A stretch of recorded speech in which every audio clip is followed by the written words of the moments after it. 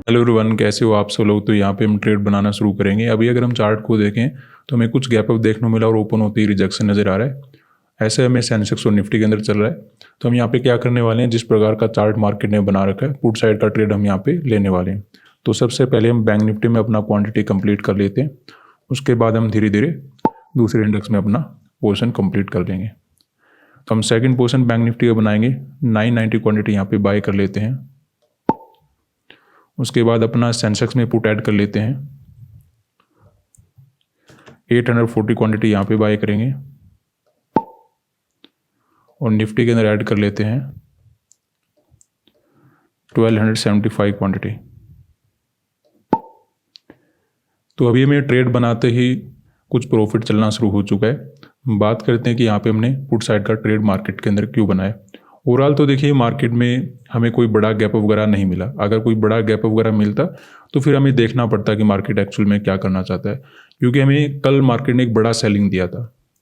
ठीक है, तो छोटे गैप अप में और गैप डाउन में अपना सेम ही प्लान था।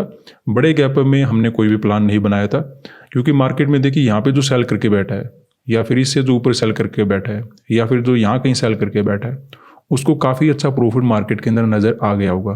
तो उसको टारगेट नहीं बनाया जा सकता, क्योंकि ऐसा प्रॉफिट नज़र आने के बाद जो रिटेल ट्रेडर होते हैं वो या तो निकल जाते हैं या फिर वो बहुत अच्छे प्रॉफिट में बैठे होते हैं। तो इसलिए उनको टारगेट नहीं किया जा सकता, क्योंकि मान लेते किसी को यहाँ पे प्रॉफिट नज़र आ रहा है, हम राउंड में लेते 1 लाख रुपए के आसपास प्रॉफिट नज़र आ रहा है, तो अगर मार्केट ऊपर जाएगा ना तो उसका प्रॉफिट ही कम होगा। ऐसे नहीं कि वो एसएल उसका चला जाएगा। तो प्रॉफिट कम होने से हमें पैसा नहीं मिलता, जब किसी का एसएल जाता है तब हमें पैसा मिलता है। तो इसलिए हमने अपर साइड के सेलर को टारगेट नहीं किया, क्योंकि तीनों इंडेक्स के अंदर काफ़ी अच्छा हमें सेलिंग देखने को मिला। तो ऊपर के हम सेलर को टारगेट कर नहीं सकते।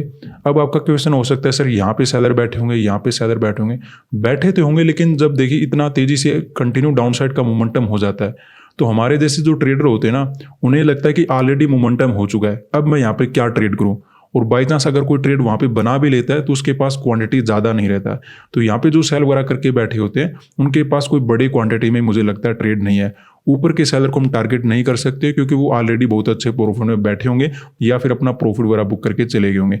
इसीलिए हमने क्या किया, इसी कंटिन्यूएशन मोमेंटम को फॉलो करने के लिए पुट साइड का ट्रेड बनाया। यहाँ पे देखिए आपको क्या नजर आ रहा है, क्लोजिंग प्राइस का एग्जैक्टली सपोर्ट ले रहा है। तो कुछ बायर के मार्केट क्या करेगा, एसएल क्रिएट करेगा, उसके बाद धीरे धीरे हमें डाउन साइड वगैरह का मोमेंटम आ जाना चाहिए। वैसा समझते हुए यहाँ पे हमने पुट साइड का ट्रेड बनाया। एग्जैक्टली ऐसा ही हमने सेंसेक्स के अंदर देखा है। अब देखिए क्योंकि एक ज़बरदस्त रिट्रेसमेंट नजर आ रहा है तो कुछ लॉस के अंदर हम आ चुके हैं, तो थोड़ा हमें ध्यान रखना होगा, क्योंकि कल भी अपना छोटा सा लॉस हो गया था। तो आज भी मार्केट हो सकता है ट्रैप वगैरह बनाए फिर से ऊपर चला जाए, लेकिन हमें मैक्स टू मैक्स प्रोबेबिलिटी के अकॉर्डिंग देखना होता है कि हम मार्केट के अंदर कैसा ट्रेड बना सकते हैं।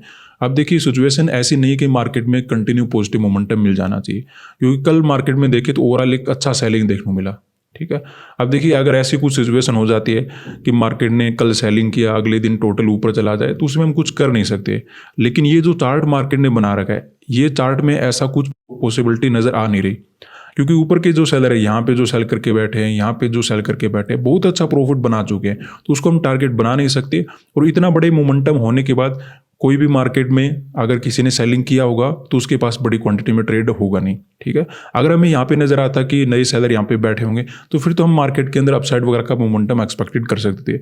लेकिन वैसा ना करके यहाँ पे क्योंकि पास सेलर के पास बहुत छोटी क्वांटिटी है, तो मार्केट में जो भी आपको रिट्रेसमेंट वगैरह नजर आ रहे हैं क्लोजिंग प्राइस से, कुछ बायर को मार्केट ऐड करेगा, उसके अकॉर्डिंग मार्केट के अंदर हमें फर्दर डाउन साइड का मोमेंटम मिल जाना चाहिए। मिलना तो चाहिए, अगर नहीं मिलता तो हम लॉस वगैरह लेकर मार्केट से जाएंगे। अभी वेट करते हैं, लॉस वगैरह अपना इंक्रीज होना शुरू हो चुका है। तो यहाँ पे अपने ट्रेड में देखें तो लॉस इंक्रीज होना शुरू हो चुका है। एक दो बार हम प्रॉफिट में आए तो थे, लेकिन मार्केट फिर से घूम जाता है, ऊपर चलना शुरू कर देता है। ये जिस प्रकार का चार्ट मार्केट ने बना रखा है, दोनों ही साइड के ट्रेडर को ट्रैप करने की कोशिश करा है। जिसको सेल करना होता है, जैसे ही सेलिंग नजर आएगा वो सेल करने की ट्राई करेगा, मार्केट उसको निकाल देगा। और जिसको बाय करना होता है, जैसे ग्रीन कैंडल नजर आएगा वो बाय करने की कोशिश करेगा, मार्केट उसको सेलिंग में निकाल देगा। तो अभी तो मार्केट क्या करा है, दोनों साइड के ट्रेडर को ट्रैप करने की कोशिश करा है। तो ऐसे में आपको क्या करना चाहिए, जो भी आपने ट्रेड बना रखा है उसके एसएल और टारगेट को देख लीजिए कितना रखना है, उसके बाद केवल और केवल मार्केट के ऊपर छोड़ दीजिए। दूसरा आपके पास कोई रास्ता है नहीं कि मार्केट एक्चुअल में यहाँ पे क्या करेगा। हो सकता है थोड़ा बहुत घूमकर फिर से नीचे आ जाए, हो सकता है कंटिन्यू ऊपर चला जाए। जाए। तो यहाँ पे कोई भी प्रोबेबिलिटी मुझे डायरेक्टली नज़र आ नहीं रही कि मार्केट में एक्चुअली में ये मोमेंटम ज़्यादा होना चाहिए। अगर मार्केट में ब्रेकडाउन हो जाता फिर तो बेस्ट है, मार्केट के अंदर हमें कंटिन्यू सेलिंग मिल जाता। अब अगर ये रेजिस्टेंस को क्रॉस कर देता है फिर हो सकता है ये बाइंग में चला जाए, लेकिन जब तक ये रेजिस्टेंस क्रॉस नहीं करता या फिर अपने लोअर पॉइंट को क्रॉस नहीं करता तो मार्केट यहीं कहीं पर घूमता हुआ रह सकता है। तो ऐसे में हम क्या कर सकते हैं, जब तक कोई क्लियर डायरेक्शन नहीं मिलेगा तब तक तो हमें वेट करना होगा। अभी लॉस वगैरह तो ज़्यादा नज़र नहीं आ रहा, लेकिन अगर ऐसे ही कंटिन्यू अपसाइड का मोमेंटम करता रहा तो मे भी हमें लॉस वगैरह बुकिंग करके जाना पड़े। वेट करते हैं, देखते हैं यहाँ पे हमें क्या मिलता है। यहाँ पे अगर हम देखें तो निफ्टी और सेंसेक्स में अपनी रेजिस्टेंस लेवल का ब्रेकआउट हो चुका है। केवल बैंक निफ्टी में थोड़ा मोमेंटम कम हुआ है। अगर इसमें भी फर्दर मोमेंटम होता है तो नेट में अपना लॉस का लिमिट खत्म हो जाएगा, वहाँ पे अपनी पोजीशन को आप एग्जिट वगैरह करके जाएंगे। तो यहाँ पे हम ट्रेड अपना कट कर लेते हैं, इससे ज़्यादा हम लॉस अपना पोजीशन में नहीं देखेंगे, क्योंकि हम जैसा एक्सपेक्टेड करे थे वैसा हम ना करके मार्केट ने कंटिन्यू ऊपर चलना शुरू कर दिया। अगर ये छोटा मोटा मोमेंटम होता तो मे भी हम वेट कर लेते, लेकिन दोनों तीनों इंडेक्स में रेजिस्टेंस का ब्रेकआउट करके काम करना शुरू कर दिया। ऐसे हमें बैंक निफ्टी के अंदर नजर आ रहा है। तो ऐसे में वेट का अगर हम करेंगे तो हो सकता है मार्केट कुछ टाइम के बाद गिर जाए, हो सकता है मार्केट और ज़्यादा मोमेंटम ना करे। लेकिन प्रॉब्लम यहाँ पे क्या है कि अगर मार्केट के अंदर कोई बड़ा मोमेंटम हो गया तो उस केस में मार्केट के अंदर अपना बड़ा लॉस हो जाएगा। तो बड़े लॉस से अच्छा है कि एक छोटा लॉस हम लेकर मार्केट के अंदर या फिर लिमिट के अकॉर्डिंग लॉस लेकर निकल जाए। बड़ा लॉस कभी भी मार्केट के अंदर काम नहीं करता, बड़ा प्रॉफिट काम आ सकता है, लेकिन बड़ा प्रॉफिट कब बनता, अगर मार्केट के अंदर हमें कंटिन्यूस सेलिंग देखने को मिलता। मार्केट में हमें लगा कि क्लोजिंग प्राइस का सपोर्ट लेके कुछ बायर के एसएल क्रिएट करेगा, उसके बाद में भी मार्केट गिर जाएगा, लेकिन वैसा ना करके मार्केट कंटिन्यू ऊपर चला गया। तो अच्छे से हमें मार्केट के अंदर कहीं ना कहीं ट्रैप वगैरह देखने को मिला। हमने जो सेलिंग किया था वो इसीलिए किया था कि एक बड़ा मोमेंटम मार्केट के अंदर हो चुका है। यहाँ पे जो सेलर बैठे हुए उनके पास में भी बड़ी क्वांटिटी में ट्रेड नहीं होगा, क्योंकि इतना बड़ा मोमेंटम आने के बाद जो सेल वगैरह करने वाले होते हैं वो मार्केट के अंदर बड़ी क्वांटिटी में ट्रेड वगैरह नहीं कर पाते।